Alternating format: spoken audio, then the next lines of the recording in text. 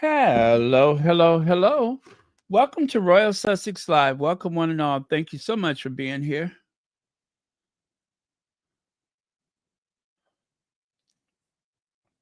Okay, let me get my slides up. I don't think we'll be here more than an hour.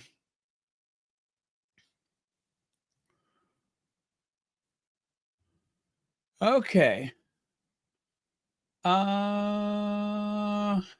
Mary H, thank you so much for being here first. Hey, KC, Novi D, Fancy, Maurice Brown.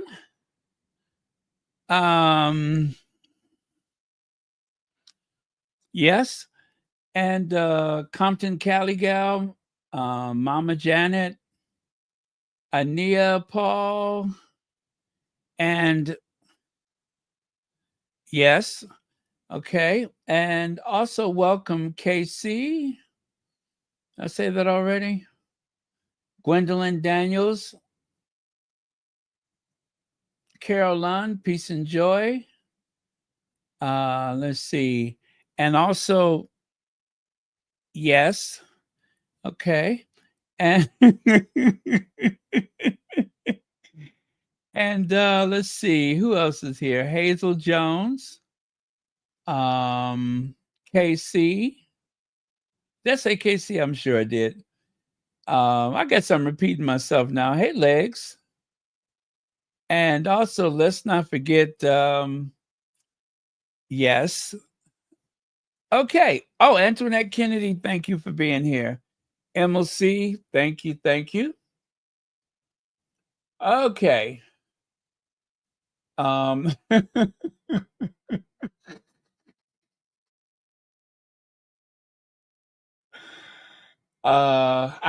don't know how to pronounce that. I cannot pronounce it. So in the meantime, I'll just say yes.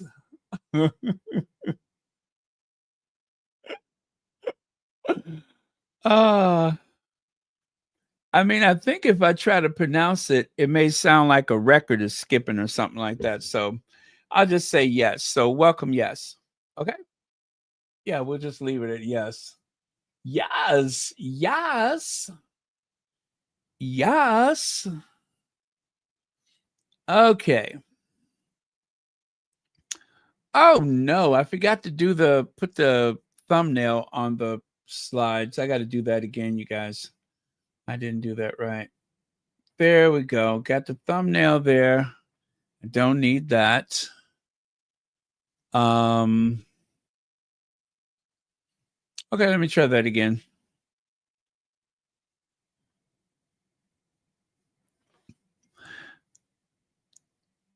All right, you guys, I am very, very pleased.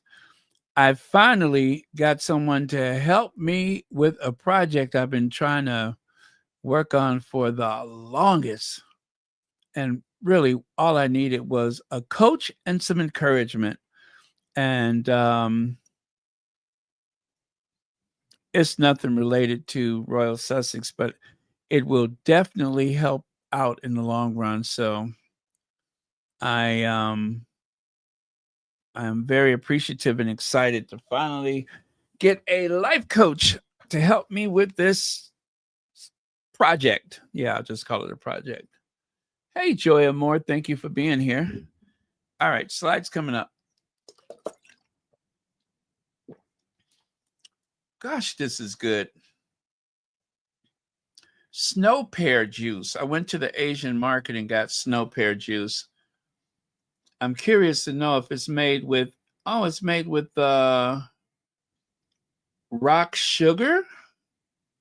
Oh, thank goodness. It's made with rock sugar. No high fructose corn syrup. Thank goodness.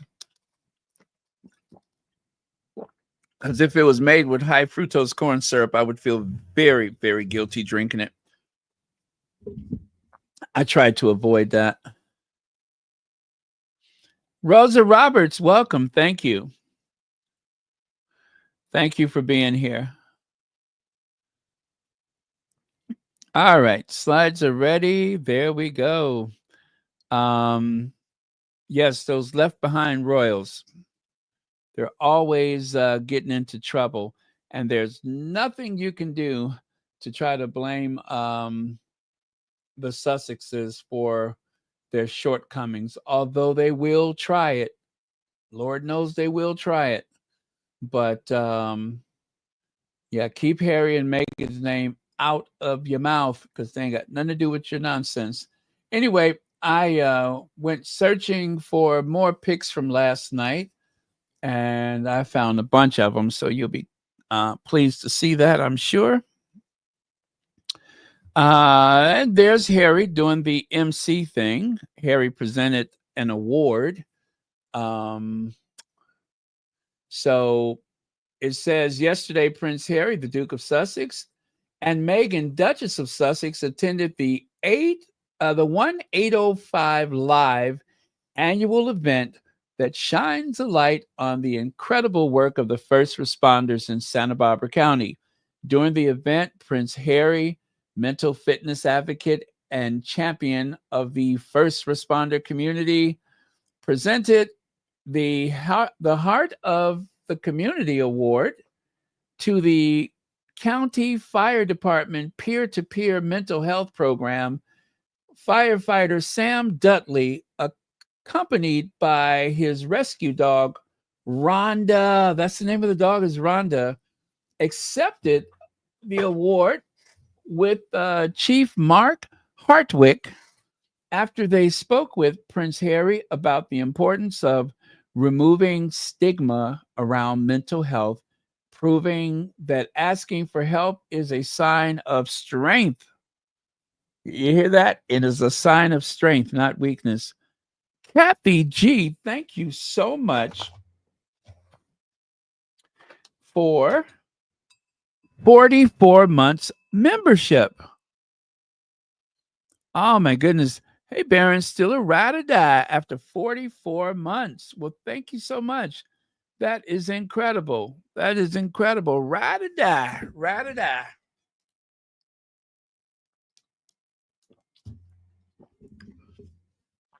Anybody who thinks we don't stick together have picked the wrong chicks to mess with.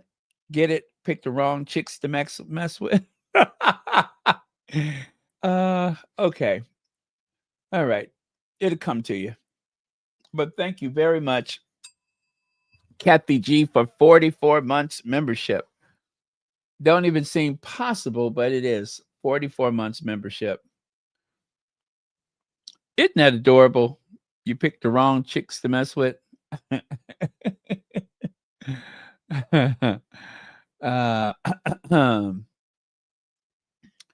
Okay, so Prince Harry, the Duke of Sussex, and his wife Meghan Sussex joined the 1805 Live concert Saturday night at the estate of actor Kevin Costner, overlooking the ocean near Carpentera. The funds raised will make mental health wellness care available for frontline responders. That is very commendable. And check it out. There's our faves. There's our faves.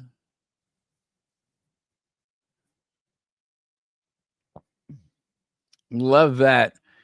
Meghan's arms look amazing. Do you think she works out? Her arms look amazing.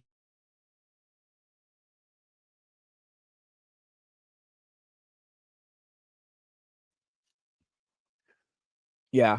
Her arms, her shoulders look absolutely amazing. Beautiful. Duke of Sussex, Prince Harry, Duke of Sussex, also praised retiring County Fire Chief Mark Hartwick. The department doesn't work without leadership like yours.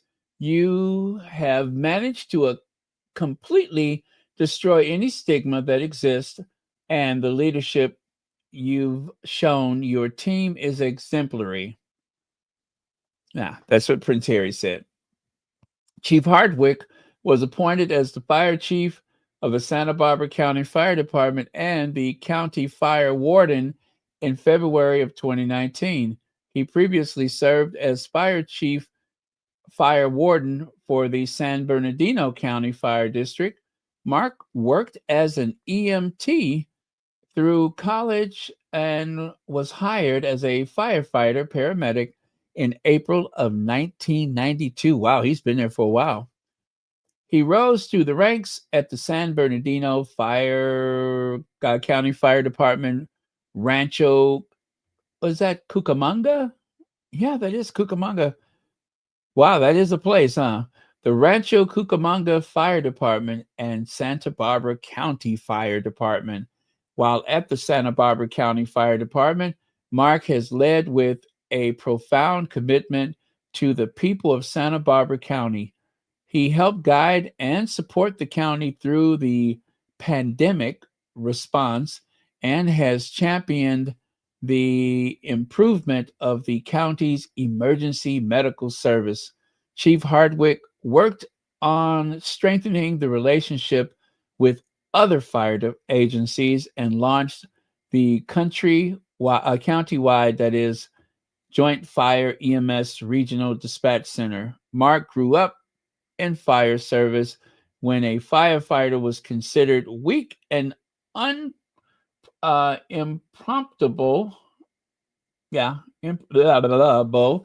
if he or she sought professional help to deal with the repeat trauma associated with the job. Mark worked together with his fire chief colleagues in the county and the 1-805 to support anonymous 24/7 local counseling for firefighters. Together with his colleagues, he has helped to remove the stigma associated with seeking help. You see there? That means anyone who needs help should know that that stigma will become a thing of the past. Look, there's Mark Lowe. Oh, by the way, I believe that's the retiring fire chief in the bottom lower corner there, Mark Hartwick.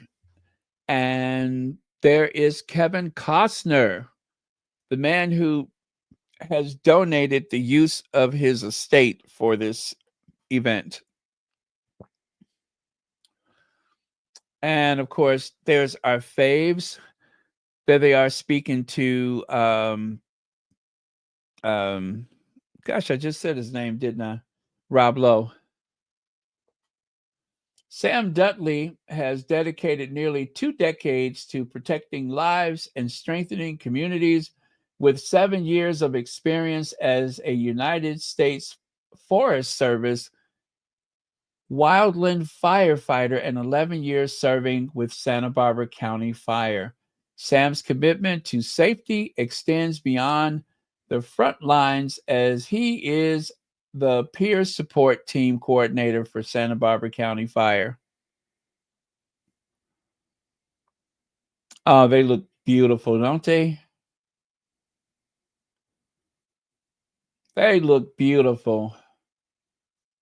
Where mental health and resilience among fellow first responders are championed, as a certified handler for the emotional support canine, Rhonda, Sam blends compassion and tactical skills to offer comfort in high stress situations and to foster trust across the department. His leadership shines throughout the community.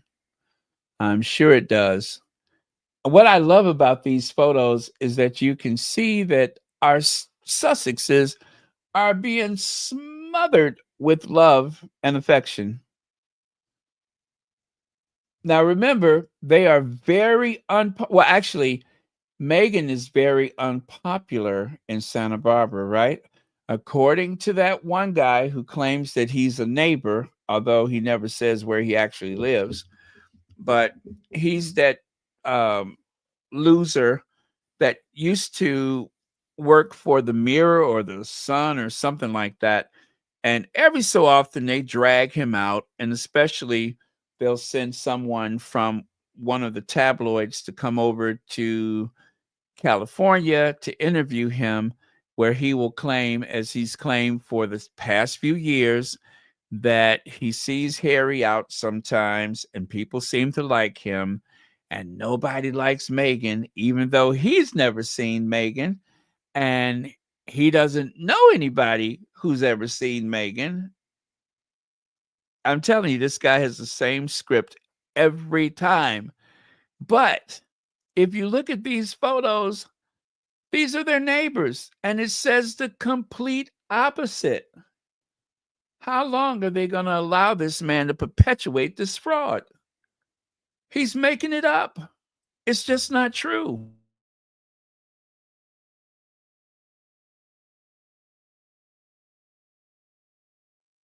It simply is not the truth.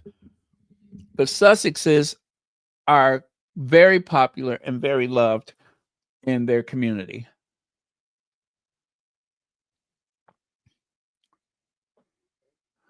The Duke and Duchess would like to thank everyone who contributed to this meaningful event in celebration of the Santa Barbara local heroes.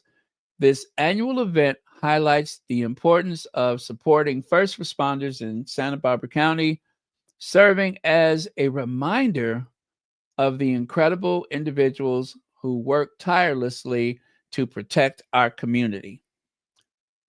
That is what the Sussexes had to say. Let me see. Who is that guy back there? I don't know who that is. The one standing right there next to Meghan. I don't know who that is. He looks familiar, kind of. See what I mean? Look at all these. This is what I was looking for last night. Couldn't find any pictures. There's a bunch of them. And it seems as though someone used a, not a long range lens, but a telescopic lens, to say the least. But it's okay. They're in a public place, and I'm just glad to see our Sussexes enjoying themselves. Also, I'm glad to see that there's all of those people queuing to meet them. Again, an indication of their popularity. It speaks of their popularity. So there's Hardwick on the left, and that is what's his name in the middle, and Harry on the right. And where is Rhonda? There's Rhonda. Rhonda, the service animal, the service companion. Yes, Rhonda loves some Harry. Very sweet. Don't know who this guy is or that lady. Is that a guy or a lady? Oh, well, I don't know who those people are. Him and them. They and them. Those people. Don't know.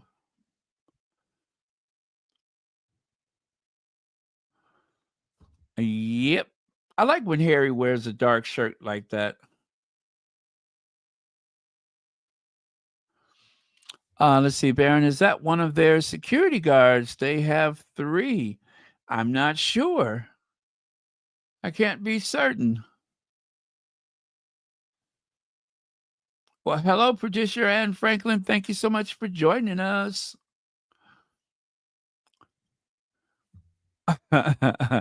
What I do know is Meghan is having the time of her life. There she is, enjoying herself. Okay, I see the one security back there with the sunglasses. I'm pretty sure that's who that is.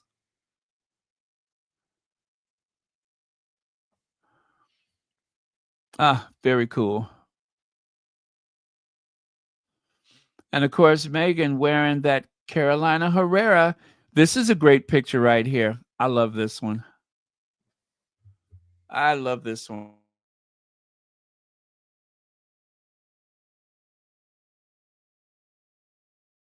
I think this is my favorite from the event. And that is a lovely image of our Duchess. Love that. She looks beautiful. And of course, Carolina Herrera, the hunting season purse, rather. Hunting season purse. The Ralph Lauren. I didn't know Ralph Lauren made shoes. So Carolina Herrera, hunting season handbag, and of course, the Ralph Lauren heels. Very, very cool.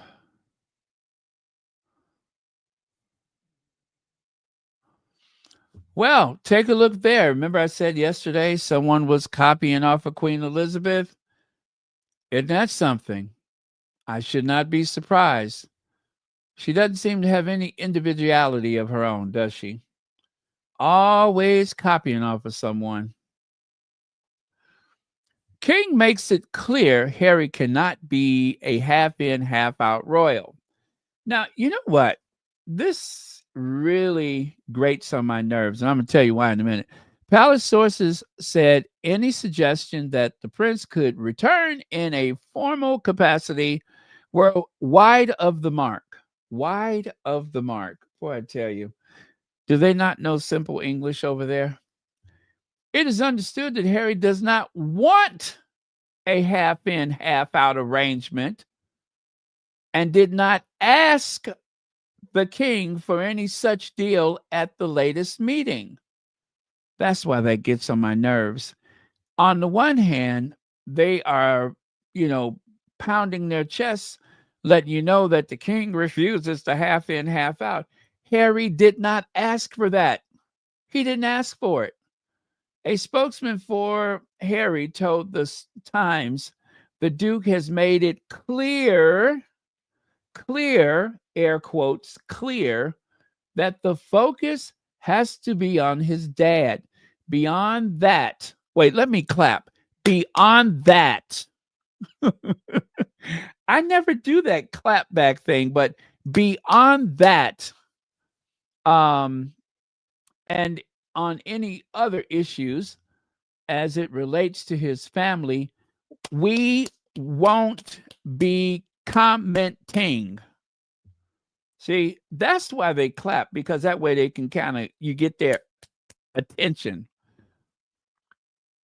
Harry is said to be very happy with his life in California with his wife, Meghan, the Duchess of Sussex. As a matter of fact, they don't just live in California, they live in Montecito, where there are no leaks. They don't leak in Montecito. So there you have it. He did not seek any half in, half out. I do believe that leak obviously comes from Clarence House. Someone on Team Charlie is trying to make him seem tough and decisive when everybody knows that he's as weak as water and indecisive. Prince Harry will never be allowed to return as a half in, half out working royal, and claims he could help ease William's workload are wide of the mark. Once again, that is not something that Harry asked for. It's like someone has deliberately decided to, I guess, seek some type of clickbait story as though Harry is just pining for his opportunity to get back into that institution. He has a life in California. He has plenty work to do. They have investments. They have friends, family. They got things going on. They don't need that nonsense. Prince Harry says King Charles was great at reunion in London.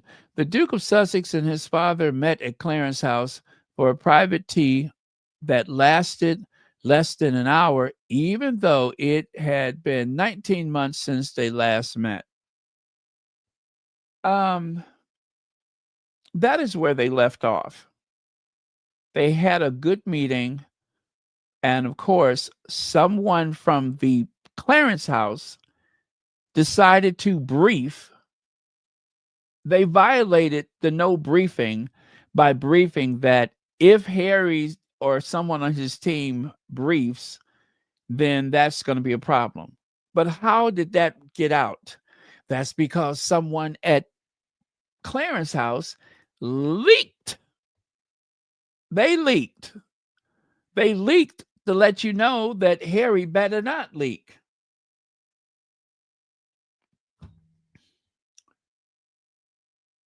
This is why I'm sure Harry does not have any interest in getting back in that institution. He made up his mind. He's an adult. He's willing to live with the consequences of his decision. Lex says KP and Clarence House are beefing and trying to use Harry. Oh, thank you very much, Legs. That makes sense. That the two houses are feuding with each other and they are trying to use Harry as a distraction or trying to weaponize him against the other house. What a bunch of a-holes. What a bunch of a-holes, pardon my language. But Harry certainly did not ask for a half in, half out. He is very happy and content with his life in California, such as it is. I mean, did you all see their house? Have you all seen their house? Um, yeah, I'm not even going to go there. But there's no truth to this nonsense. Thank you, Lex, for reminding us exactly why that happened. It's a hidden agenda between the beefing, feuding, warring houses of Windsor. So Prince Harry will never be allowed to return as a half in, half out. Blah, blah, blah. To ease William's workload.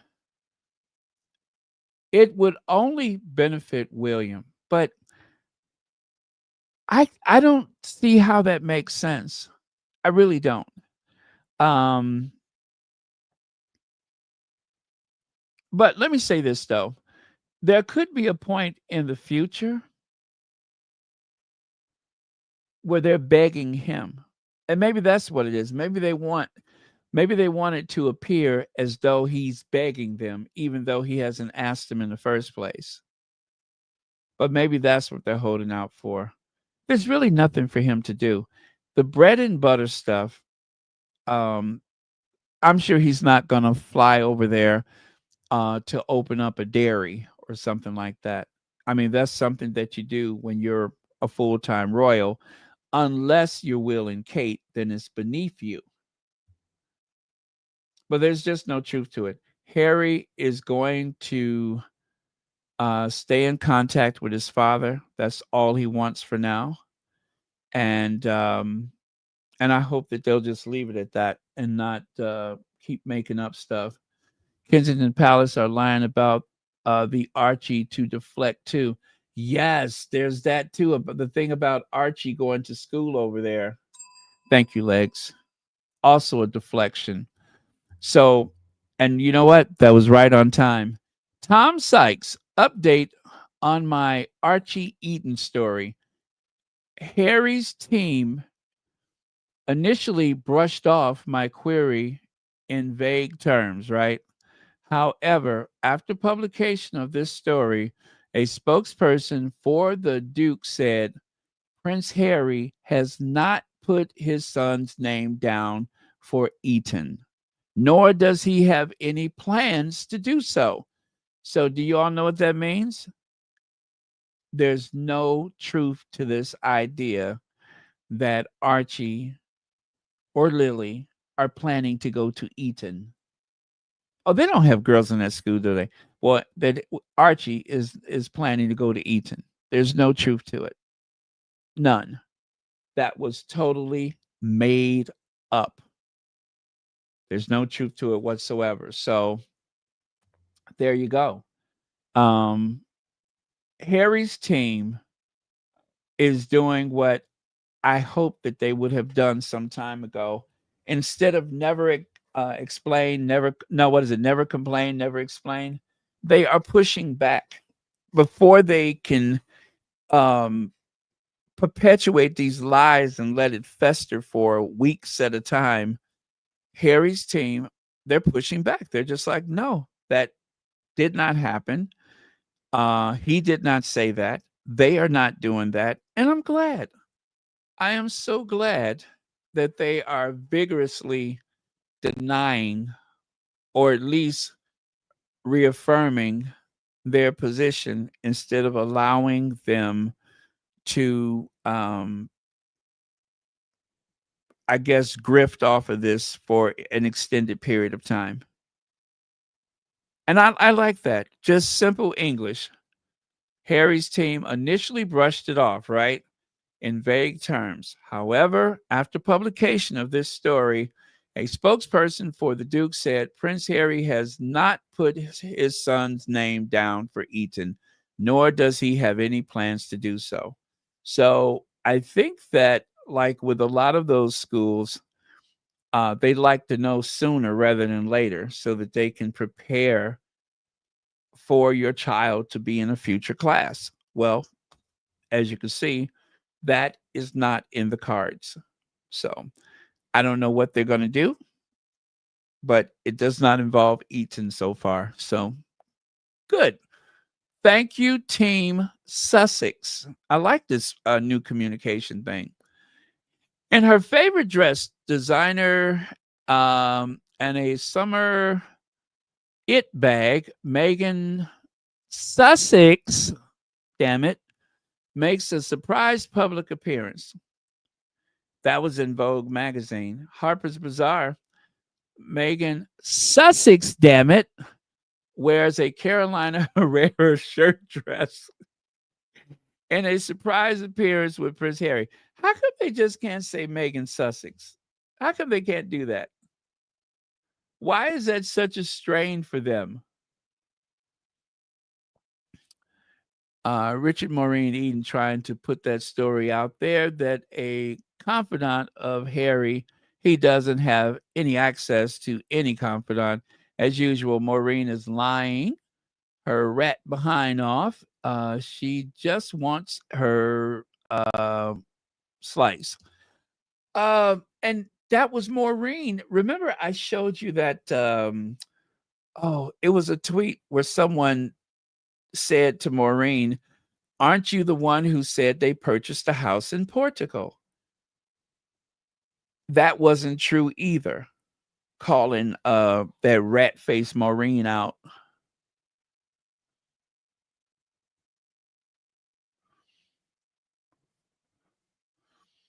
Let's see. Lizzie Beth bought everything available from As Ever, including the orange marmalade spread, before it sold out, and it's arriving this week. Y'all, I can't wait. Well, congratulations, Lizzie Beth.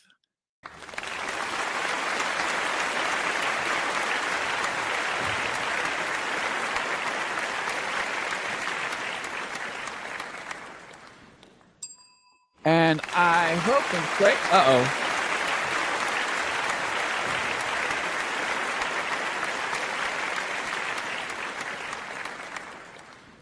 Okay, 2 rounds of applause.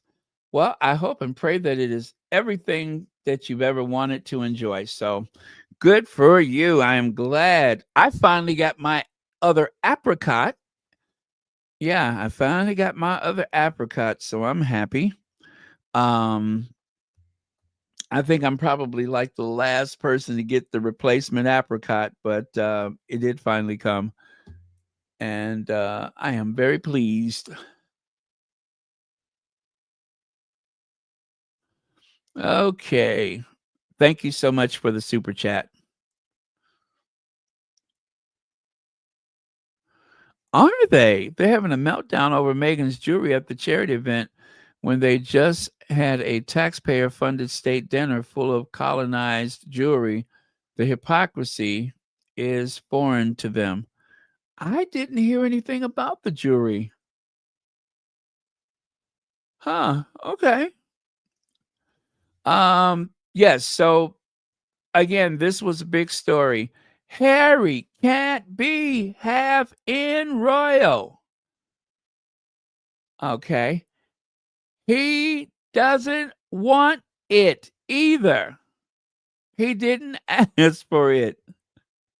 Go to hell and keep Harry's name out your mouth. Lord, I tell you, they just don't get the message, do they? Fascination is they're brought up.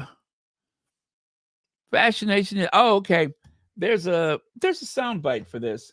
You guys, I am really rolling the dice because I have not heard this yet. I have not heard this yet. I meant to listen to it and then I didn't get around to it. So we're going to just roll the dice and see what they're talking about. Okay. Okay. Yeah, we're going to roll the dice and we'll just hear it together.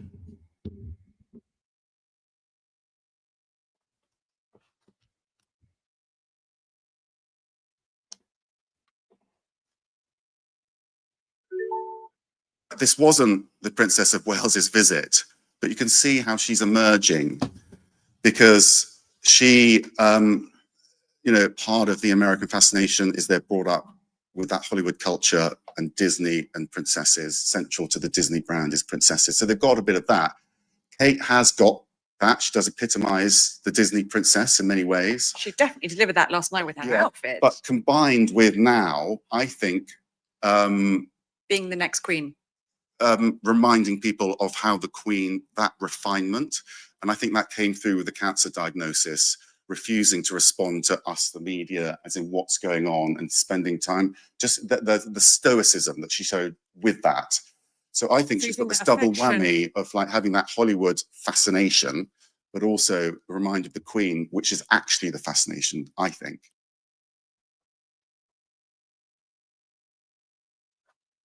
This wasn't the Princess of Wales's visit, but you can see how she's emerging because she, part of the American fascination is they're brought up with that Hollywood culture and Disney and princesses. Central to the Disney brand is princesses. So they've got a bit of that. Kate has got that. She does epitomize the Disney princess in many ways. She definitely delivered that last night with her outfit. But combined with now, I think... being the next queen. Reminding people of how the Queen, that refinement, and I think that came through with the cancer diagnosis, refusing to respond to us, the media, as in what's going on, and spending time, just the stoicism that she showed. This was the article or whatever. Well, not the article, but the post that I saw. It said, "The royals' secret weapon." And I guess that's what attracted me to this. Was I was trying to figure out what kind of case were they making this time for Kate to be the royal family's secret weapon. It's such a secret. She makes absolutely no impact. If they are proud to place commoner Kate next to Donald Trump in an outfit designed to, I guess, catch his attention in some way, especially considering the backlash that has come from this elaborate banquet that they've just had. They could have it. They could have it. I honestly don't know how a podcast or whatever they're doing, I don't know how this is, I guess, attracting interest from working class people, from the bulk of society. I don't know who's interested in this. It's got to be a lot of like older people, of course, that feel more strongly about the monarchy. But Kate has failed to attract the younger girls, the younger women. She is not attractive to them in terms of her, in terms of her life. None of them wants to be Kate. I think you have far more women that look up to just about any adult woman, professional or not, compared to Kate. Kate's role does not speak to anyone. It does not speak to women of a certain demographic. Older women, sure, right? Royalists, monarchists, fine. But someone, let's say in high school or in college or something like that, no. There's no big draw there. So Kate, the secret weapon of the royal family, I'm trying to figure out who does she really appeal to? I mean, I've seen busloads of children being dragged out, but aside from that, who? If they think the Americans are drawn to Kate, well, what difference does it make? Most Americans look at the royal family as a novelty. I know I did. A novelty, a curiosity, a costume drama come to life. But in terms of importance, of looking up to them, do they have virtues that I'm uh, drawn to? Not really. I mean, only Harry, in terms of someone born into that family, and of course, Meghan, someone who's married into the family. That's it. The rest of them, I don't identify with them. I mean, I have fun with Princess Anne, but that's it. Anne is fun to talk about, but I don't see what she does as real work. I applaud her for putting forth more effort than the rest of the family. That, deserves a certain amount of respect because she could very well do much less, and I'm pretty sure no one would take notice. But she chooses to make herself more available. And if you ask me, that is what it takes to really maintain interest in the monarchy, is when someone shows up at a dairy farm that's opening, or someone shows up because there's a new sewer line going into whatever town, right? They're opening up a new such and such clinic or whatever. That deserves celebration, acknowledgement. Let's see. British royal family is decaying. Why would anyone want in it past? Thank you, Legs. Yeah, it's a great platform, but it makes no difference if you do nothing with it. And their so-called, you know, secret weapon, Kate Middleton, or I guess William is supposed to be the more popular. I've really got big questions about that. How is William the more popular royal? I don't see how that's possible. I think they are fudging those numbers just to encourage him. They have to be. How could William be popular? Who identifies with William? Who cares about William? I just don't see how that's possible that William could be that popular. How is it possible?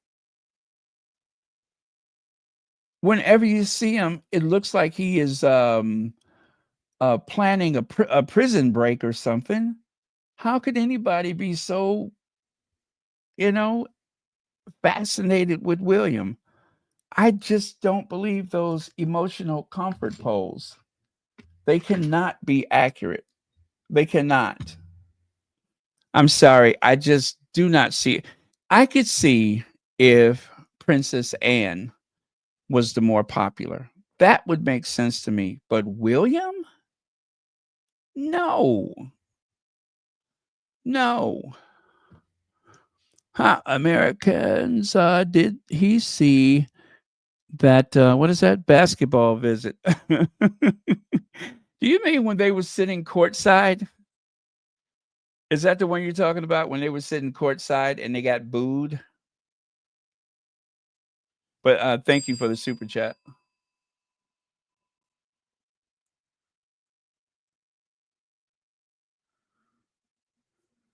Oh, sorry about that. Let's see.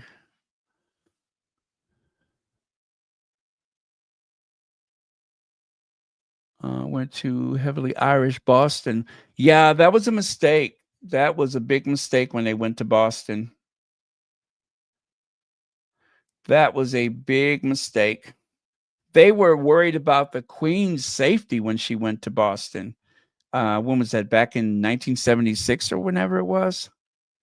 But yeah, that Boston trip was a disaster. And I think that was the last time that William and Kate came over stateside for anything together. I think that was their last visit, visit as a couple. I think that was when they went to Boston, and that did not work out well. Yes, that was their last time, now that I think about it. That is a long time for the Prince and Princess of Wales to make a visit to the US. I'm telling you, the government do not want them here. And, I tell you what, a real test of William's popularity, how long will it take for his good friend Donald Trump to invite him to come to the US? I couldn't imagine that would happen, but and since Melania and Kate are so close now, how long will it take before Melania invites Kate to come over to the US? That's what we need to keep an eye on. How long will it take before those two are invited to come over here? I do not believe that is ever going to happen. Not anytime soon. I don't think Trump would even be interested. And as for Melania, much like Kate, I don't think she has girlfriends. Wow, that would be interesting. That would be interesting to see them invited. Yeah, the earth flop when Kate decided to dress up like a windsock. Right? Yes, that was the windsock visit.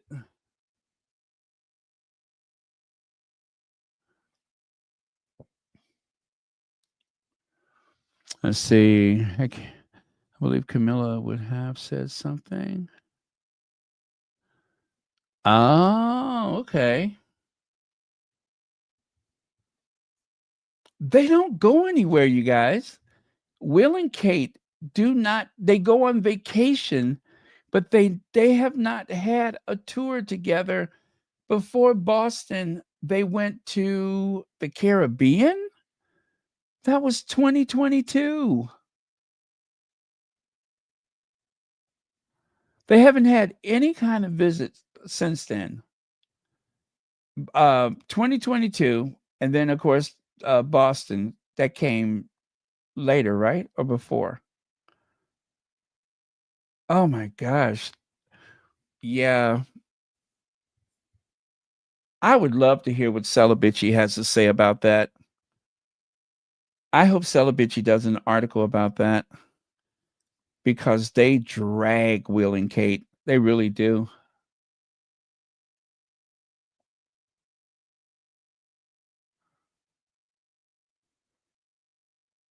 Oh, the one with LeBron James. That was after, I believe that was 2012. That was 2012, that LeBron James thing. I believe it was 2012. Whenever they did their tour of the US, after they were married, they did a tour of the US, and that's when they were acting all weird with LeBron James, right? Well, at least Kate was.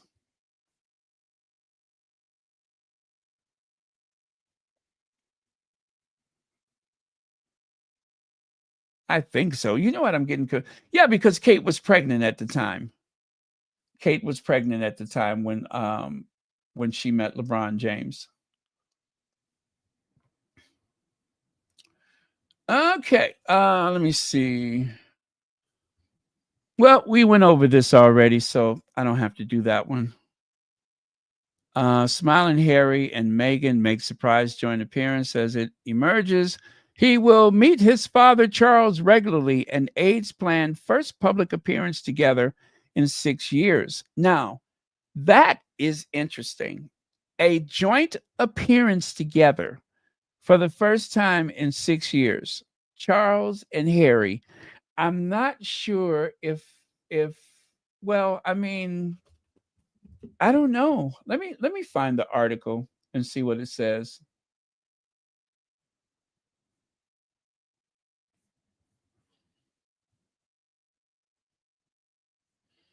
Let me find the article. Why are they saying that? Okay, it says high-level talks are underway to gradually bring King Charles and Prince Harry together in a public show of unity for the first time in at least 6 years. And the strongest indication yet that the Duke of Sussex is making positive steps toward reconciliation with senior royals, it is understood that courtiers in both households are tentatively discussing how to get father and son together more frequently over the next year, with a view to them finally appearing jointly at a public event.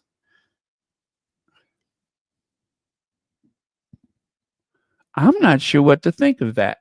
The news comes as Meghan and Harry made a surprise joint appearance at Kevin Costner's Santa Barbara Saturday. Yeah. The last time Harry and his father appeared on their own and happy together at an official engagement was April of 2019 at the Our Planet Global premiere in the Natural History Museum in London.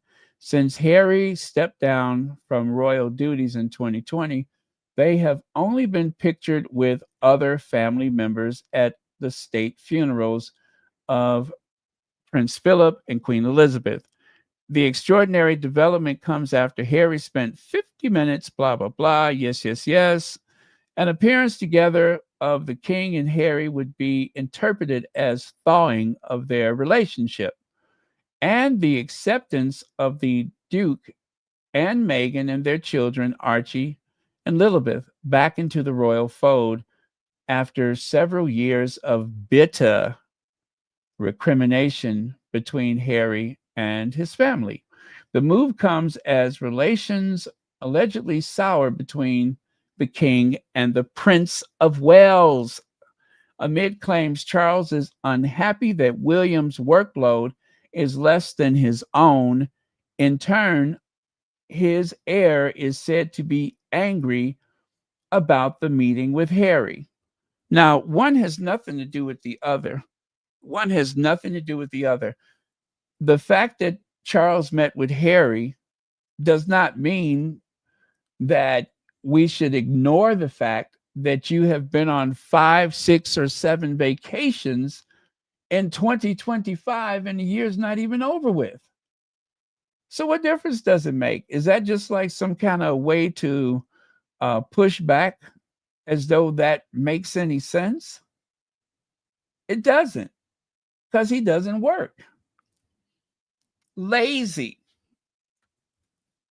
There's no reason. Whatever's going on with Kate, it doesn't mean that he should not work. That means you step it up. Any other working class family, especially if there is a loved one there to care for the one who is supposedly going through treatments or whatever, then the able-bodied one goes out and work. That's what most families do. Now, in their case, they have a team of nurses around the clock that could look after Kate if they have to.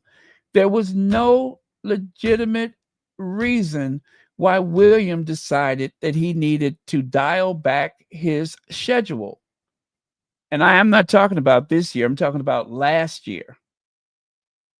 As soon as Kate was considered, unwell, William's like, well, I'm taking off too.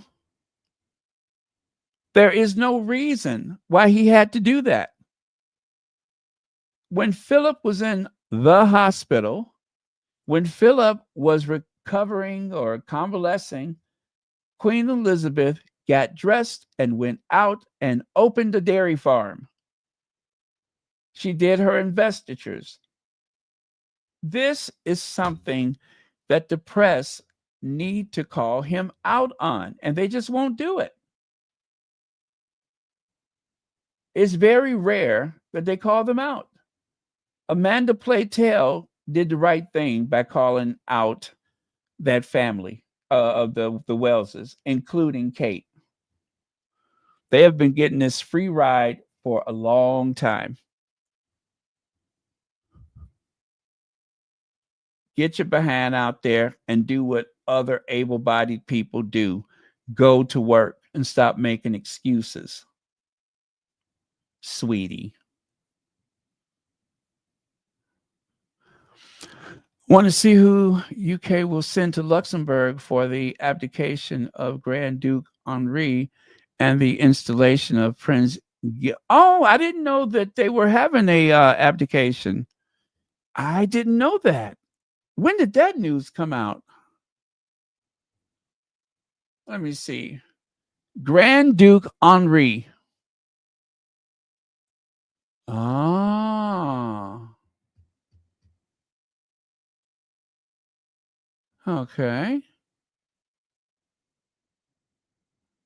October 3rd. Okay. Pending abdication from the throne of Luxembourg, which will occur on the 3rd of October, 2025, in favor of his eldest son. Huh. Well.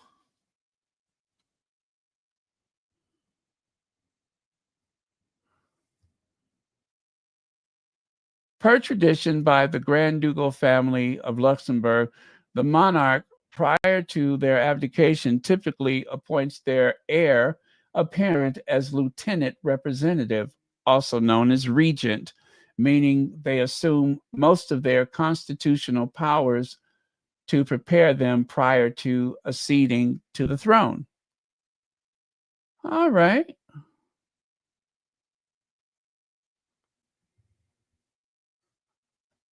Huh, very good. Thank you, Hazel. I had no idea that that was a thing.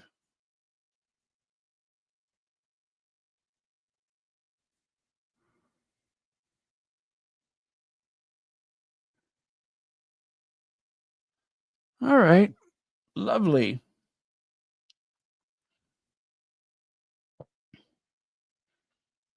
Well, they say you learn something new every day. They want Prince Harry and Princess Meghan to save that British monarchy. The British monarchy is in its last days. Nobody currently in the UK is capable of saving it. And comes Harry and Meghan. You know, if they would not have driven the Sussexes out of there, they would have so many people of color, whether in the Commonwealth or in the UK, they would have so many people of color that would think more fondly of that institution, which is why I'm glad that they left, because they don't deserve that from the Sussexes. The fact that they've done all of the stuff that has occurred, that means that they didn't deserve the Sussexes. I do believe, and I said this many times, I do believe that a lot of things were made clear prior to the wedding, that they had defined a role for Meghan in that family. They had redefined a role for Harry in the family. But as they say, once the popularity of the Sussexes was fever pitched, it got a lot of noses out of joint, especially after the Oceania tour.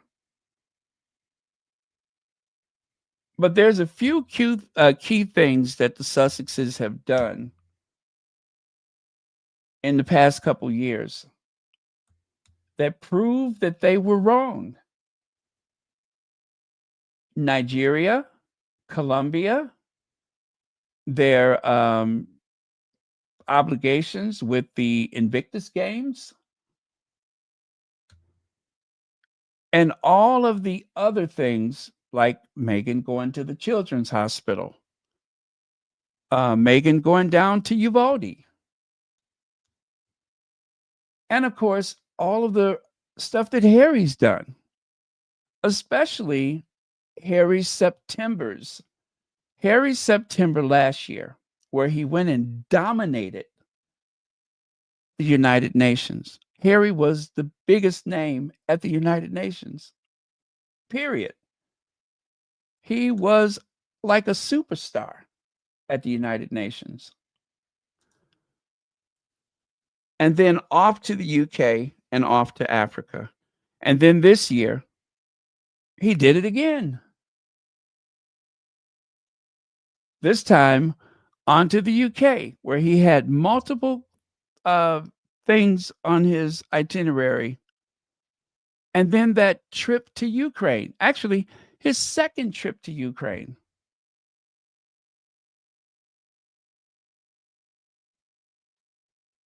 And it was done with so much confidence. And they have not put a foot wrong, either one of them. They have not. They have been the perfect representatives of their own interests, and to a lesser extent of the monarchy. And it just goes to show that they're stubborn and even stupid, that they are not recognizing that. Instead, they allow the tabloid media to trash them every turn. That is so silly. If you were wise, you would try to hitch your wagon to it. Hitch your wagon to it. And maybe that announcement that Harry got permission from the British government to go to Ukraine, maybe that is part of something else. Maybe. Because I don't recall Harry asking permission the last time he went to Ukraine. See there? I don't remember there being permission granted the last time. So what was different about this time? What made this different? Because he went to Kyiv?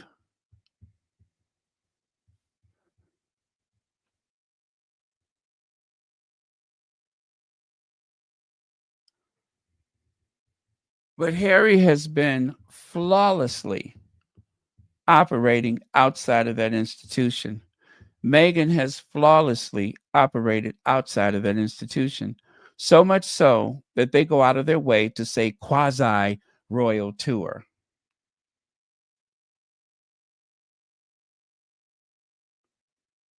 When they went to Germany, they were treated as though they were still so-called working royals. Same when they went to the Netherlands. Same when they went to Nigeria. Same when they went to Colombia. And of course, in Canada. Harry goes off to Asia.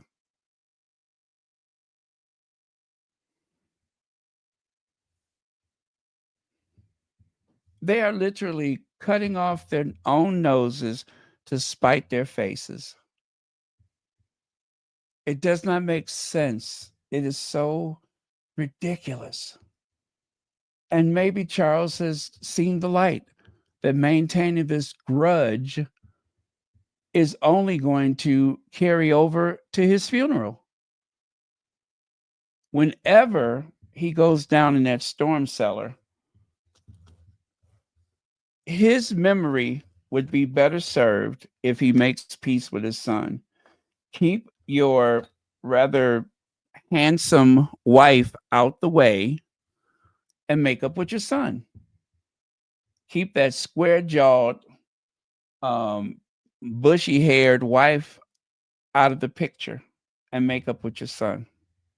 It's what Harry wants, and it's what Charles needs. Charles need Harry more than Harry needs Charles.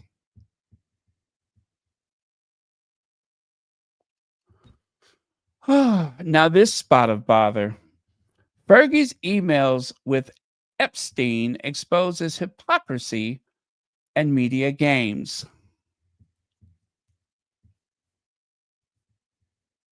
Again, very short-sighted. Very short-sighted. You have this brewing up under your nose, and you turn a blind eye to it. But you're leaking and briefing against the real superstars of the family. I don't care what kind of secret weapon they call Kate or Sophie or anybody else in that institution. There's no greater impact today than Harry and Meghan. People just love them.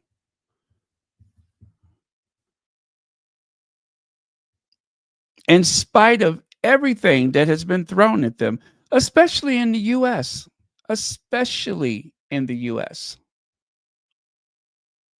And they know this. Shall we take another look?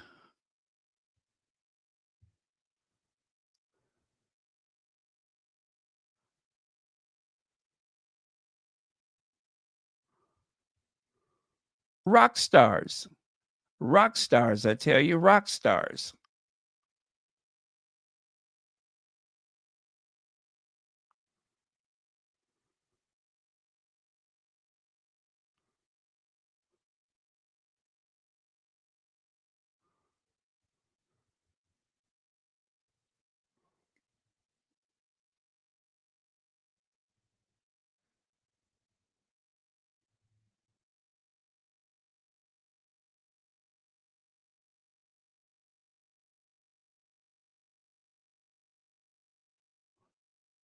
Remember how Meghan was received when they went to when Meghan took that solo trip to see Audra McDonald? And they were like, oh, there's, what was it, 5 or 7 vehicles? Why is all that necessary? When the Sussexes go to New York, they treat them like they're visiting heads of state. They really do.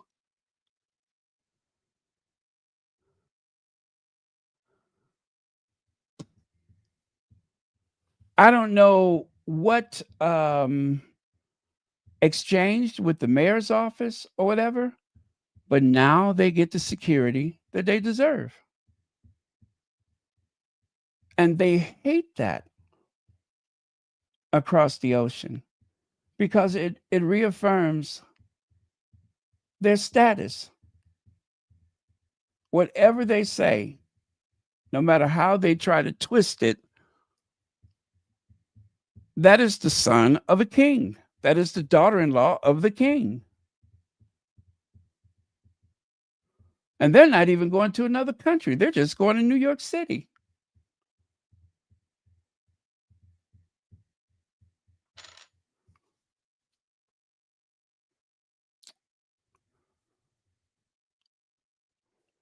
Short-sighted. Let me see. So let me see. What is this?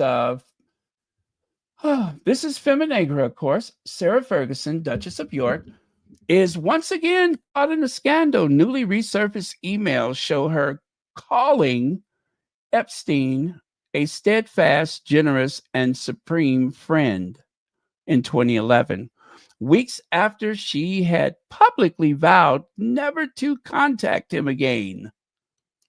At the time, Epstein had already served time for soliciting from a younger person. I'm trying to, avoid certain stuff. Ferguson herself had described her association with him as gigantic error of judgment. You don't say. The contradiction is glaring. However, so is the speed with which the media spotlight has fallen on her, while far larger royal scandals remain shielded. Really? Like what? What? Anyway, In March of 2011, Ferguson sat for an interview where she condemned Epstein and pledged to cut all ties. She insisted she abhorred the behavior and would never have anything to do with him again. Her public contrition earned headlines, especially after revelations that he had once helped pay her debts. He had once helped pay her debts. Now, here's a quote from Sarah Ferguson. She said, "I personally, on behalf of myself, deeply regret that he," I'm trying to avoid saying his name, "became involved in any way with me. I abhor that behavior in and such and such." Again, I don't want to say that. This was a gigantic error of judgment on my behalf. I am just so contrite. I cannot say. Whenever I can, I will repay the money and will have nothing ever to do with that person ever again. I cannot state more strongly that I know a terrible, terrible error of judgment was made. My having anything to do with that person, what he did was wrong and for which he was rightfully jailed. I will never, ever have anything to do with him again. I deeply regret it. How many more times do you want me to underline that? My whole work is charity and children, books, and I just did not think this through. I did not see the ramifications. I was so intent on being clear of my debt. Sarah, Duchess of York, March 7, 2011. Well, all of that. And what happened?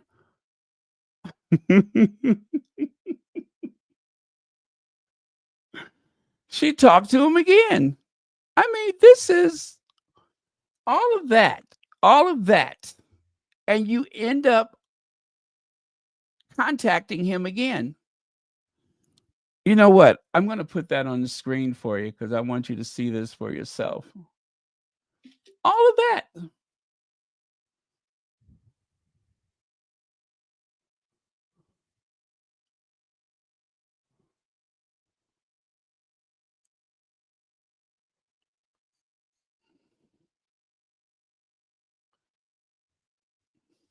Okay, I'm going to leave that there for a minute. Anyway, weeks later, she wrote him directly. In an email, she reassured him that she had never used the word, that word that starts with a P, about him and apologized for appearing to abandon him. She called him a supreme friend and suggested she acted under advice to distance herself in order to protect her career as a children's author and philanthropist. The timing could not have been worse given her public role writing books for young readers. Awkward. Can you say awkward?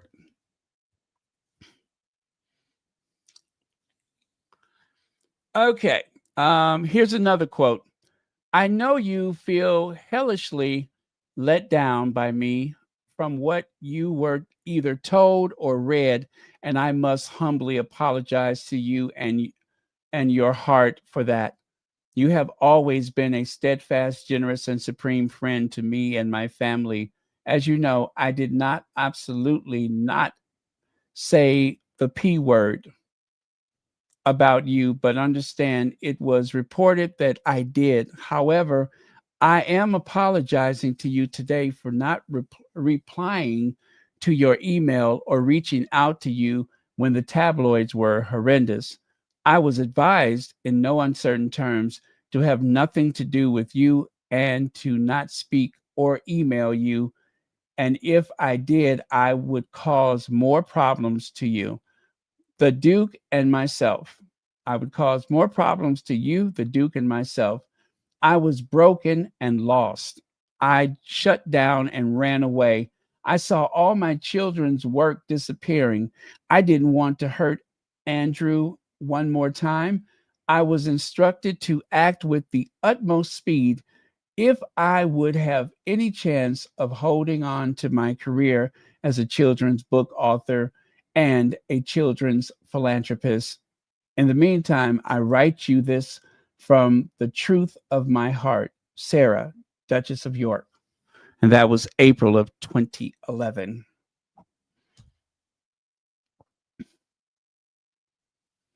While the media loves this story, the Daily Mail splashed the revelations with gusto. Its coverage framed Ferguson as duplicitous and morally compromised. Yet the enthusiasm in which the paper went after her contrasts with its resonance, reticence, that is, on bigger scandals within the monarchy. The Duchy of Cornwall files received little serious attention, and scrutiny of Prince Andrew has been selective at best. Which is true. Which is true. I think that they went ham on Sarah Ferguson, and there was other things that they could have been a little bit heavy-handed, and they chose not to. They would have justified if they were heavy-handed, and they chose not to. The front page cover of the Sun and the Mail on Sunday highlighting Sarah Ferguson's emails to that person, exposing contradictions in her public and private statement. Ferguson's fall is convenient. She is no longer married to Andrew, but still carries the title of Duchess of York, leaving her exposed but lacking the institutional protection that shields others. For the tabloids, she is low-hanging fruit and way too what about low-hanging fruit, a way to stoke outrage without crossing the line that might threaten more senior royals.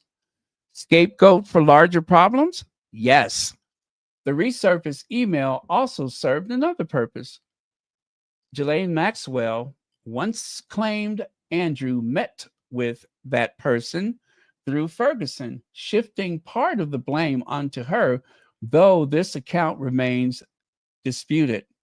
While this version of events remain contested and highlights how it highlights how Ferguson is repeatedly positioned as a buffer. She is absorbing the scandal that might otherwise land more squarely on Andrew. Why are they protecting Andrew? That's what I don't get. Anyway, a final thought from Feminegra. Ferguson's word to Epstein's are indefensible, especially given her work in the children's publishing and philanthropy. She undermined her own credibility, and no explanation can excuse that. Still, the media frenzy around her emails reveals more about the press than it does about justice. By rushing to condemn Ferguson while continuing to shield men with far deeper ties to that person, tabloids expose their role in protecting the monarchy's fragile image. Look at the pattern. Ghislaine Maxwell was rightly prosecuted and sentenced to 20 years for trafficking, while Ferguson is now publicly demonized for her association. Yet Prince Andrew, who settled an abuse case with Virginia Giuffre, has faced no criminal trial. It is easier to hold women accountable, the men accused of criminal activity or openly maintaining friendships with that person after his documented crimes, continue to avoid real consequences. That imbalance is the scandal Britain's press refuses to name. Once again, you guys, Feminegra has some of the best reporting. I do hope you will go and sign up on their mailing list so that they can email you updates. Duchess of York says Cushing message to Epstein was not what it seems. Sarah Ferguson. You know, I like Sarah Ferguson. I love her personality. I love the way she sparkles and she's so bubbly. But girl, you're getting too old for this. You are getting to, aren't you like 60 something? You are too old for this. You need to sit the F down and stop acting like some naive little ingenue and stop embarrassing people. Oh, Helen G, sure, I'll get that for you. I will get that for you, no problem.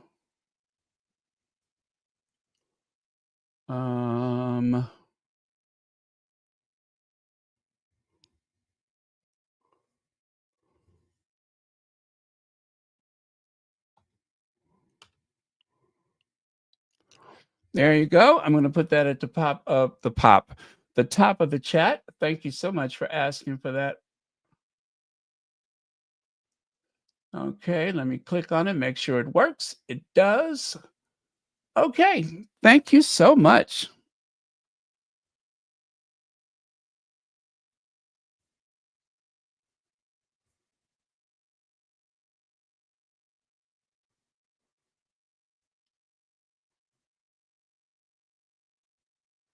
Yeah, it says to type your email to subscribe.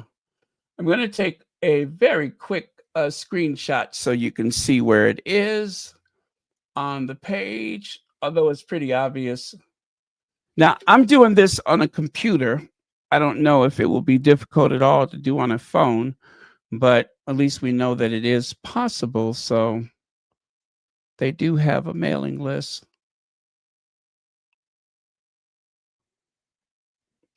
And it doesn't cost you anything. So thank you again, Helen G. There you go. See right there where it says type your email to subscribe. You could also follow them on Facebook, Twitter, Instagram, Pinterest, and YouTube. They do have a YouTube channel. Speaking of YouTube, you guys, I watched, sometimes I don't get a chance to watch much of the other content creators, right? But I tuned in to, is it the People's Duchess? And she was speaking about, let me see. Anyway, I put a link to it on the community post. Yeah. Let's chat Harry, Meghan, and Disney. Horrifying. Oh, now it says members only. Oh, well, she turned it into a members only. But anyway, you could go over there and, subscribe and everything. Oh, that's too bad because it was such a, well, I guess you have to become a member, but it was such a good conversation. I really enjoyed it. Disney done messed up, y'all. Disney done messed up. Anyway, the People's Duchess, if you're listening, I thought it was a very fine job you did. So thank you for your hard work. Okay, let me get back over here. So, what Prince Andrew said to William in that frosty exchange, or Prince Andrew's ill-judged royal appearance, or William's fury at Prince Andrew's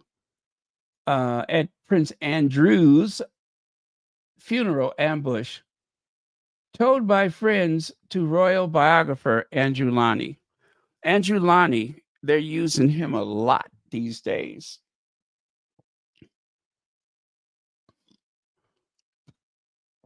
Yeah. So we all know that William was laughing with Andrew. Charles had a good laugh with Andrew, but for whatever reason, William decided that he needs to distance himself from his uncle. It's too late. We've already seen you laughing and chatting, but I'm afraid they have successfully gaslighted everyone into believing otherwise, saying that William was so angry that he did not appreciate speaking to his uncle. They're drawing more attention to it. They should have just said nothing. I don't get it. What is the point? With everything that Kensington Palace protests, it would have made more sense to say nothing. People are very fickle. They forget about it in 10 minutes. But instead, they want to go on and on and on about how upset, how furious William is. Take the hint, leave it alone. Nobody's talking about it. Let me see. Why William is doubling down on his rift with his brother.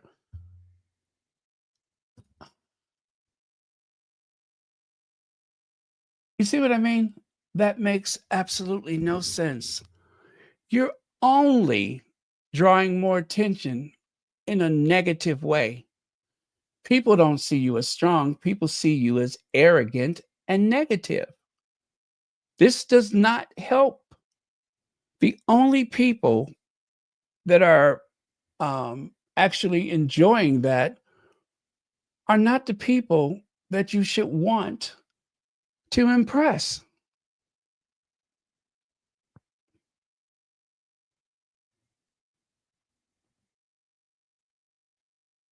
Let me see. Okay. Let me go. Oh, did I already? Oh, no. Where am I at? Right here. Okay. Now, William's fury at Prince Andrew's funeral ambush, told by friends to royal biographer Andrew Lonnie, personal feud that is, over Kate and what really happened in awkward encounter revealed. Smug-looking Prince Andrew and uncomfortable William had a very frosty exchange after the Duchess of Kent's funeral. Body language expert. They even went and recruited the body language expert to come and make sure that people know that William was not into this conversation. But by making a big fuss out of this, what it does serve is to show that William is, tough and decisive. And what it doesn't show is the fact that William and his father didn't even look at each other. Now, that's the big story.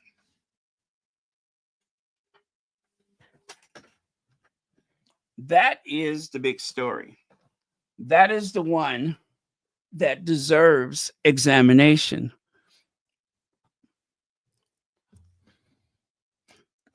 I know Harry wants to make up with his father, and I am all for them, burying the hatchet, long as they don't bury it with, on Harry. Do not bury the hatchet on Harry.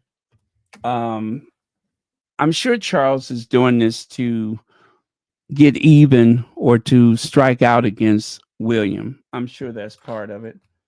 And I'm more than certain Harry knows what he's doing.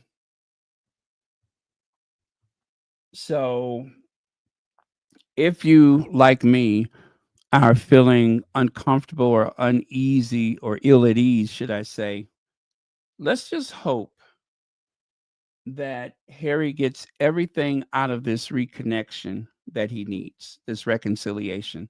Let's just hope he gets what he needs out of it. On the surface, yes, it seems kind of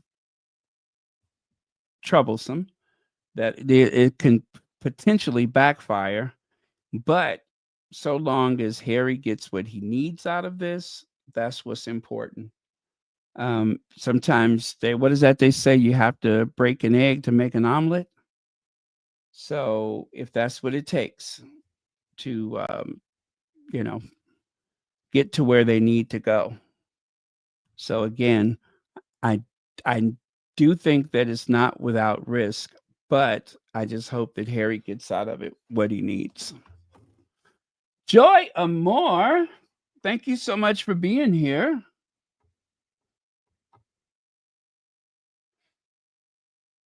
And Fenelon, thank you for being here.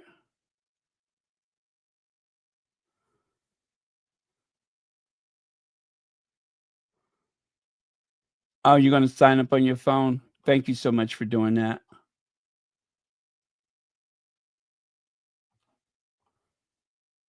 Let's see. You stoop to conquer? Okay.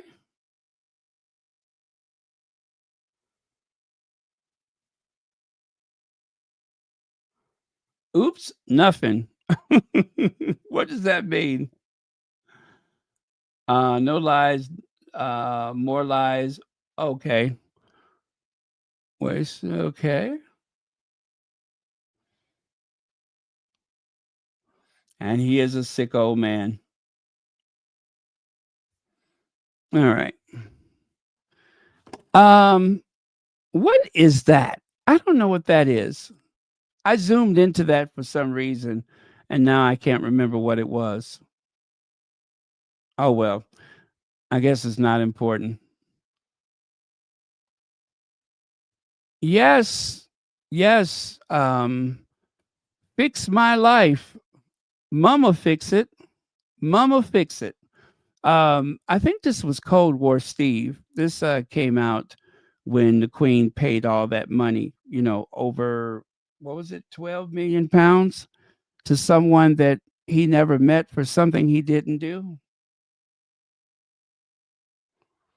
And this is Cold War Steve. I know this one for certain. As you can see, there's a picture of that man on the wall back there. Andrew sitting around sipping wine in his underwear, and Charles busy trying to put things right.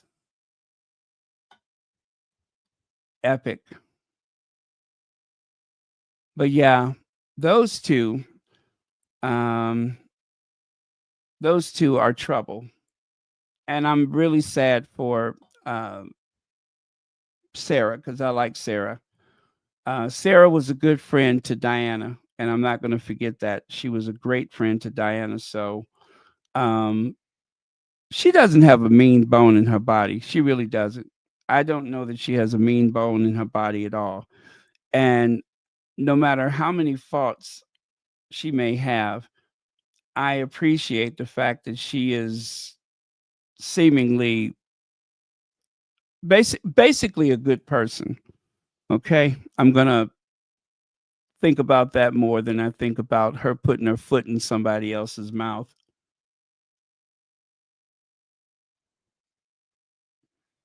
And of course, there's Kevin Spacey and Ghislaine sitting in the Queen and Philip's chairs. This would not have happened but for that association with those people. And you know what? Queen Elizabeth has forgiven Sarah. She also forgave the other one with the big mouth.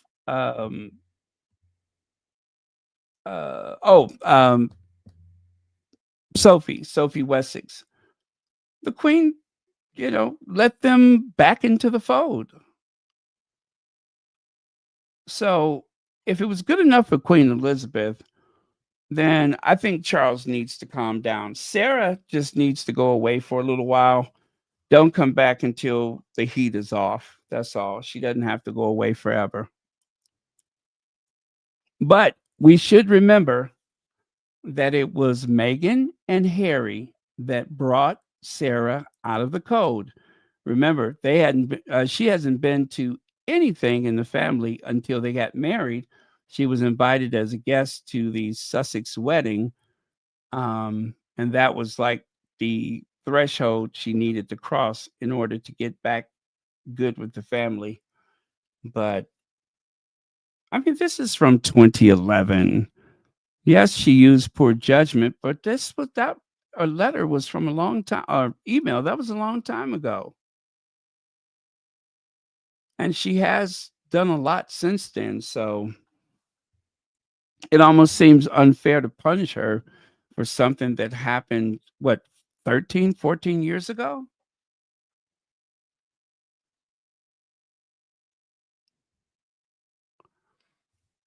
But that person, that person subsidized a great deal of their luxurious life. That family was dependent upon him, among other people. Um, he was their banker, for lack of a better word, and they lived well with whatever gifts that he gave. So sadly, as Feminagra said, Sarah seems to be the one that's punished for this, and Andrew, they don't seem to want to call him on the carpet about it. They don't want to injure his reputation any more than it already is, and that is very unfair, especially to Sarah. Andrew leads royal reserves. Andrew heads into church ahead of Princess Anne and her husband, as Zara and Mike, Fergie, and Beatrice are drafted into what is that flesh out the slim down monarchy with the king, Kate, and now Wheels out of action. Do you all remember when they went to the St. George Chapel and Andrew decided that he was going to do things according to rank? Now, the truth is, he is outranking everyone there, including his sister. So he decided to lead the family to church. And that is just something that they have to accept. If you invite him, he is going to exercise his right according to their what do you call it? Their seniority. And because he was the highest seniority at this occasion, he's the one who led the congregation or led the family into the congregation. So if they keep inviting him, he's going to keep doing the same thing. The best thing to do is just don't invite him, even for something private for the family. And I think this was for the King Constantine memorial service. You know, the one that William called off at the last minute. Otherwise, William would have been there, but William decided that he would skip it for no apparent reason. So that is what Andrew does. He sees an opportunity and he takes it. He seizes the opportunity and he takes it, no matter how embarrassing it is to the rest of the family.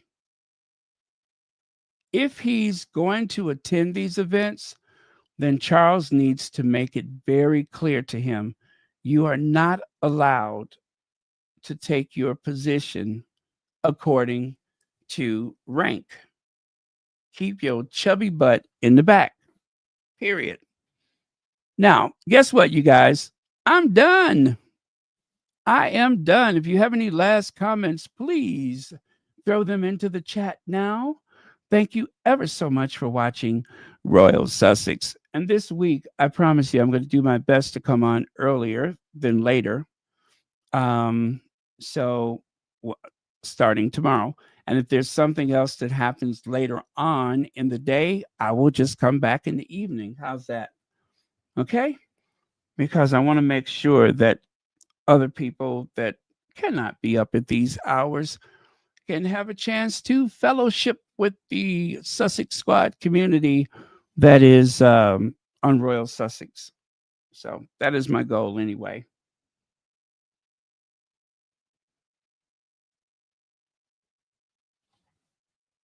Yes, that's exactly what he needs to do. He needs to sit down somewhere.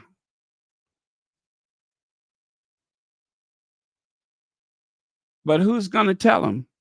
Who is going to tell him? Oh, I know. Hey, girl, sit down. Sit down.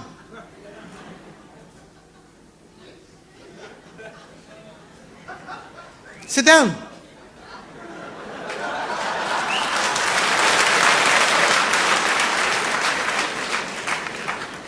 Stars. Hey, girl, sit down. Sorry, get this out the way. So Lizzie Beth says, I think Kate wishes she had the man Harry is, and I think William wishes he had the woman Meghan is. The UK media is mad it didn't end up this way. Thank you so much for the super chat. They really are. They really are. They can't help themselves. They have to drag the Sussexes for the sake of clickbait because they need the money. But trying to build up Will and Kate is very difficult because they have very small personalities. They're not so attractive to most people. One of the reasons why I shared the article from Vogue and Harper's Bazaar is because whenever Meghan makes an appearance, it sets off a firestorm of retail. People are desperate to find whatever outfit or jewelry that she's worn because they identify with her. There's something about her lifestyle, her character that appeals to them. Look at the La Crochet. Now that was a movement that had other purposes. First and foremost, do not tell a Black woman what she can afford. When they said that Meghan was showing out and using cookware that most of her viewers cannot afford, you don't know that. You don't know what her viewers have, what her fans have. And the best demonstration of that was the way those proud Black women went out there and purchased their Le Crochet. You don't tell me what I can and cannot do, what I may or may not afford. You got the wrong one, sweetie. So again, that is a clear demonstration of Meghan's popularity. If there ever was any demonstration, that one right there rings out like a bell. And there's so many more. So many more. But that one, I really love that one. That was perfect. It almost seemed like Boston Tea Party-ish. A protest. A very bizarre protest. And La Crochet, of course, they benefited very well from that. I don't know the exact numbers of how it affected their sales because I have not seen anything. But if you guys have seen anything, please let me know because I am curious about that.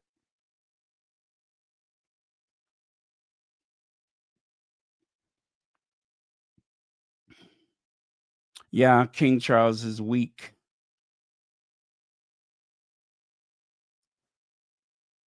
Oh, thank you so much, Lizzie Beth.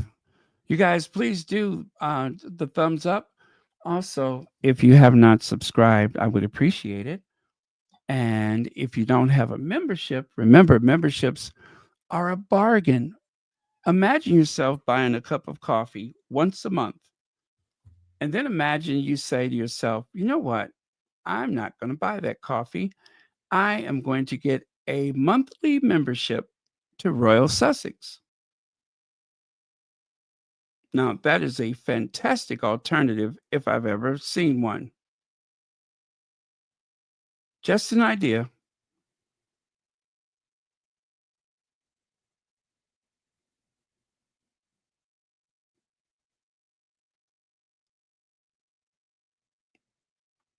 That Disney thing premiered today, didn't it? Did anybody get a chance to watch it? I did not.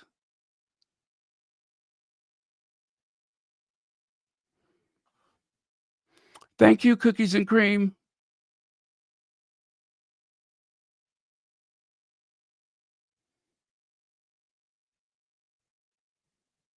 Oh, I want to share this with you guys if you don't mind.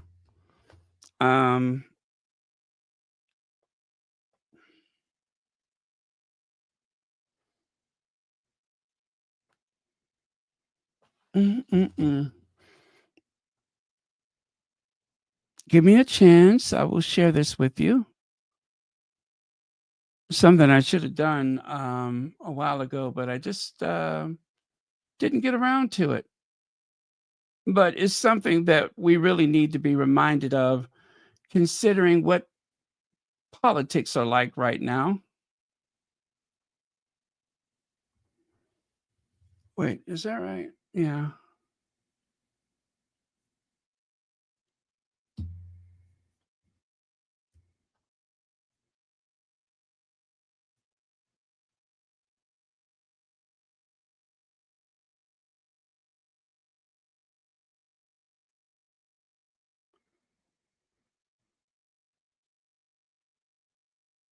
Oh, that's weird. How come I don't see it?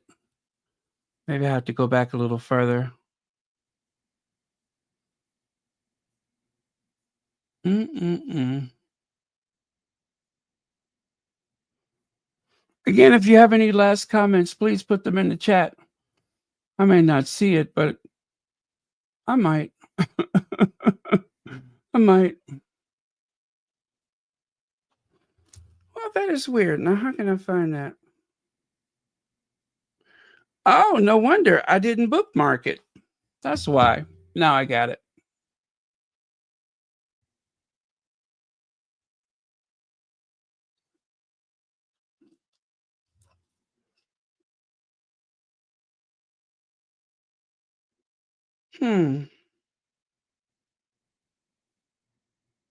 Well, I wanted to.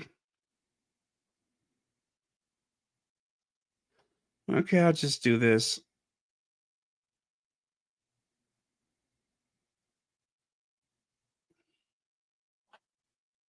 Okay. Yeah, I'm going to share this soundbite with you. Every time I post that Black women are the most educated demographic in the United States, it never fails to trigger the most insecure men who think so highly of themselves because they don't believe that Black women are the most educated demographic in the United States. And I don't blame them because they also see the reality that Black women are the lowest compensated demographic in the United States. They get paid less than any other demographic in this country, even though they hold more college degrees than every other demographic, and they are more educated. Black women hold this country on their shoulders, and it is the most racist, cancelable take that I have, that Black women hold this world on their shoulders because they are the most oppressed class demographic. They are the best educated. They are the hardest working. They are the most intelligent. They are the last to be believed. Kamala Harris, everything she said would happen is happening. But for some reason, this country finds it so hard to believe Black women, even though they see the reality. They deal with the reality of the world, of systemic injustice every single day. So thank God for Black women in this country, because not only are they the most educated demographic in the United States, they're the most competent, most intelligent, and we should be thanking God for Black women. Every time I post that Black women are the most educated demographic in the United States, it never fails to trigger the most insecure men who think so highly of themselves, because they don't believe that Black women are. Okay, there we go. So as you can see, someone replied with laugh emojis at his post. But oh gosh, I can't even say it. Statistically, that happens to be true. That if you break down each of the racial groups in higher education, Black women have more degrees. They're the best educated. But like he said, that seems to trigger people to hear that. And while so many people was praising that person that lost his life recently, I think about what he said about Black women. And of course, he pointed out Michelle Obama and what's that girl in Congress and a few other people, all Black women, saying that they only got their position because they took it from a white person, as though they stole their positions from white people.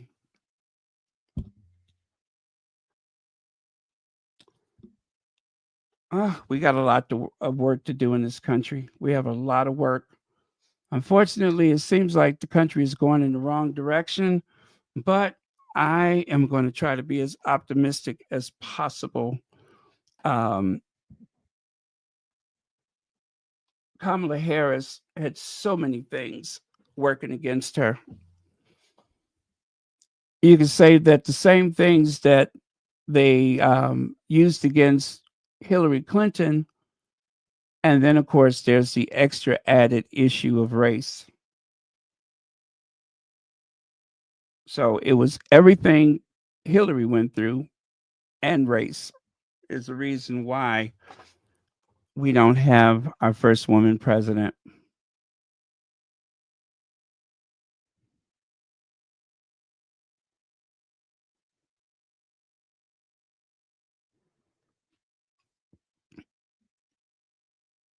Yeah, it triggers the gatekeepers. It really triggers the gatekeepers. Do you guys remember when the young woman on the plane, someone had a medical emergency and they were looking for a doctor? And when she came forward to volunteer to help, they told her, no, thank you. And why is that? Because they could not believe that this beautiful, attractive young woman was a doctor.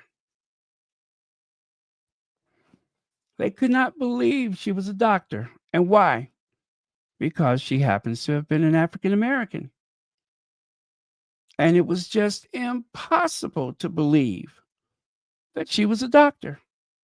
While there's someone having a medical emergency, they wanted her to show her papers, for lack of a better word. Show your papers.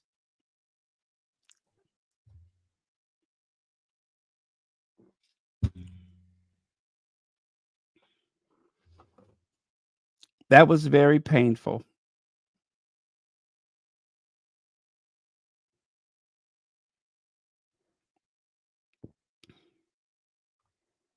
Anyway, I just wanted to share that with you.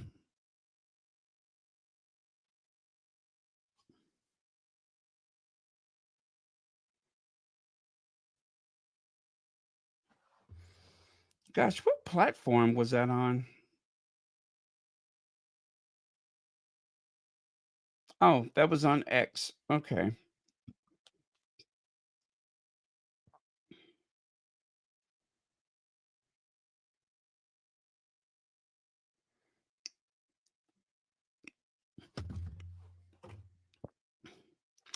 Okay. Anything else, you guys, before we go?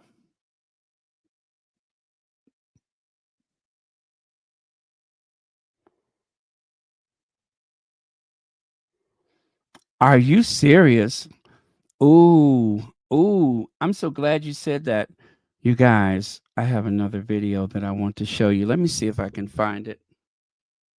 Let me see if I can find it. Oh, this is just so shady. I don't feel right sharing this. I really don't. Let me think about it. Oh, I don't know. I don't want to hurt anybody's feelings. Plus, she is the royal family's secret weapon. So, you know what I'm saying?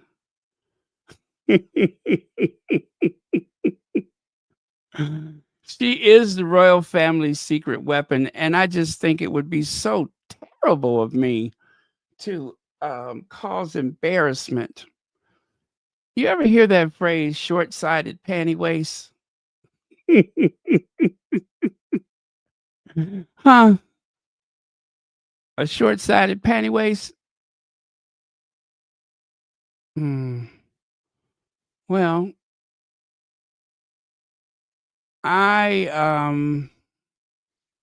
yeah, I'm gonna share it with you. I have to. It would be wrong if I didn't. So let me just go ahead and make this happen.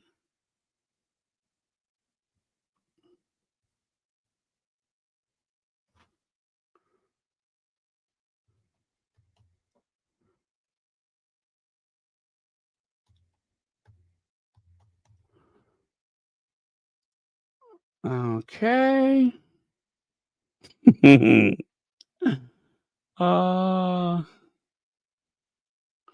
okay, give me just a second, you guys. This is so wrong. I'm not sure that I should. So wrong.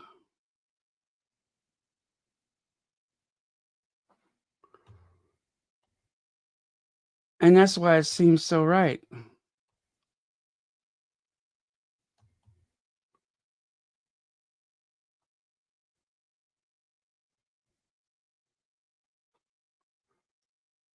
Okay.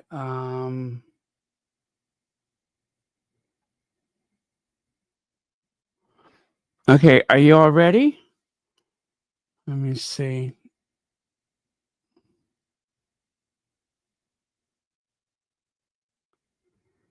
Okay, it's coming.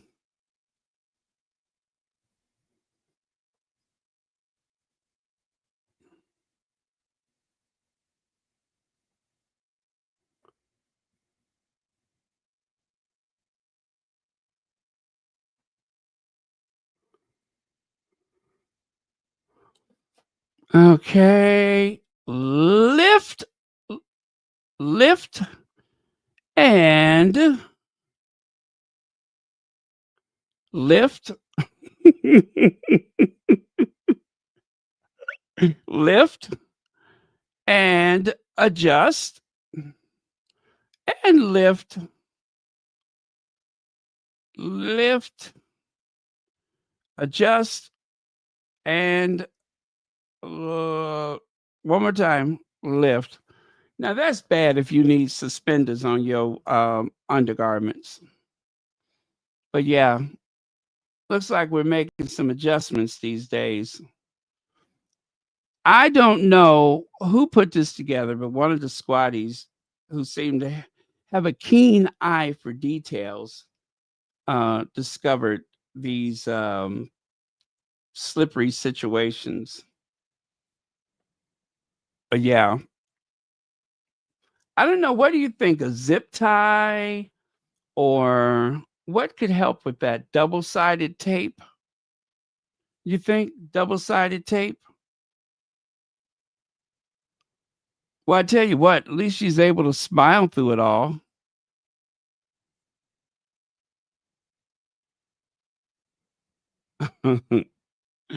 That's so bad, you guys. That is so bad. Oh my goodness. I knew I shouldn't have. Why'd y'all talk me into it? Why? Why'd y'all talk me into that? I'm better than that. We're better than that. Yeah, some suspenders to hold them up. Or some double-sided tape or something.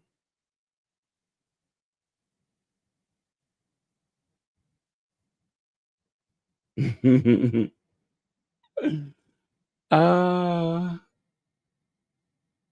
well, listen, we're all human. That could be any of us. That could be any of us.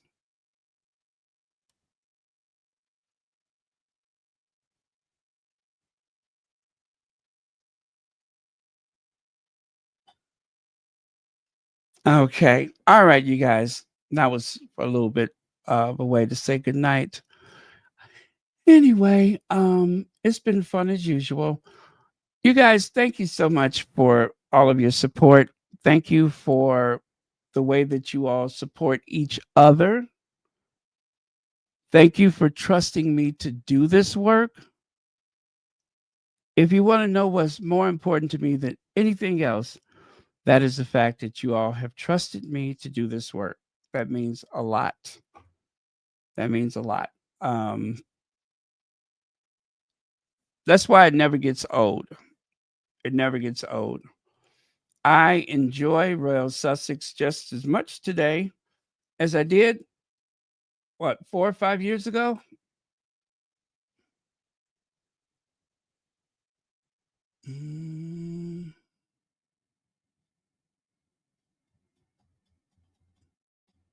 Yeah. Oh, well.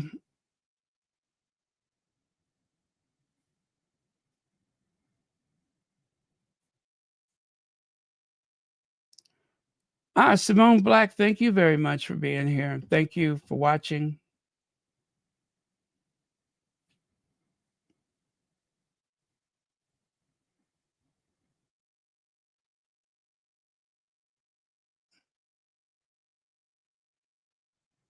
Meghan looks good. Look at those arms. They're so toned.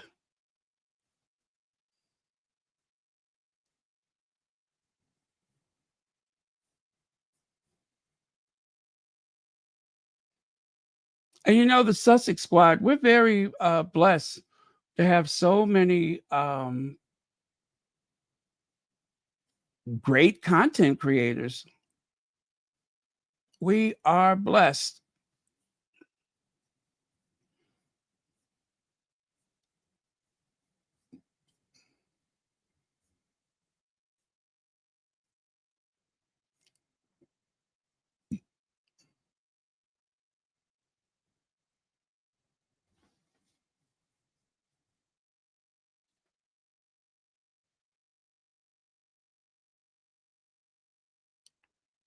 Okay.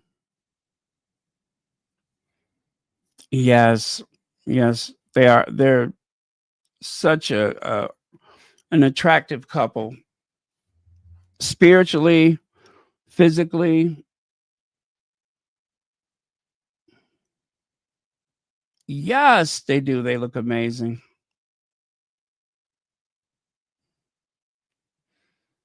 What I really love is to see Harry beaming with pride, um, like on this occasion. I mean, look at how proud he is.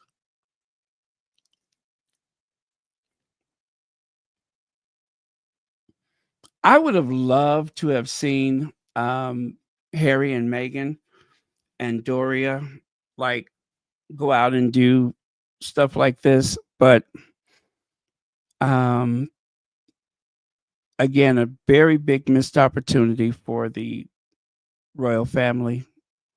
They really missed the target. They missed the mark on this one. Could have been great. It would have been great.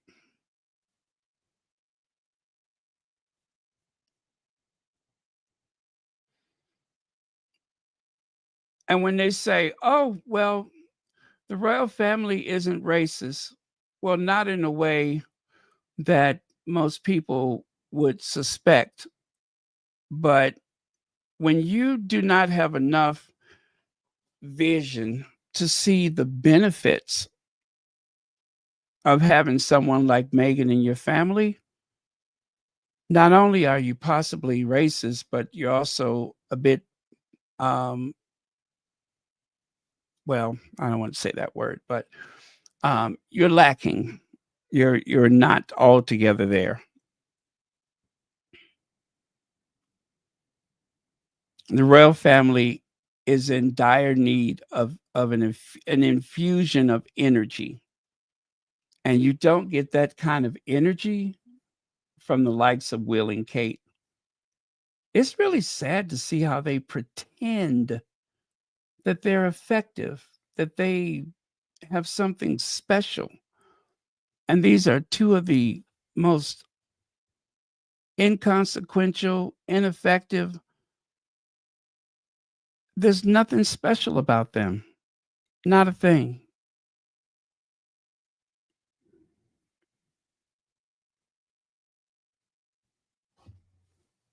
Not a thing.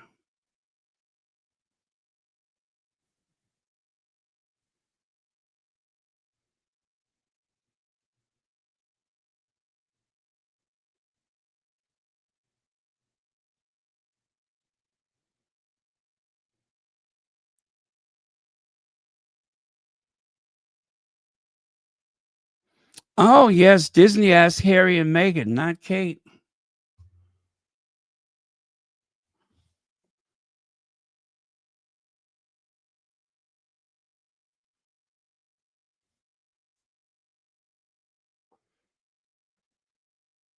Yes, it's what they deserve.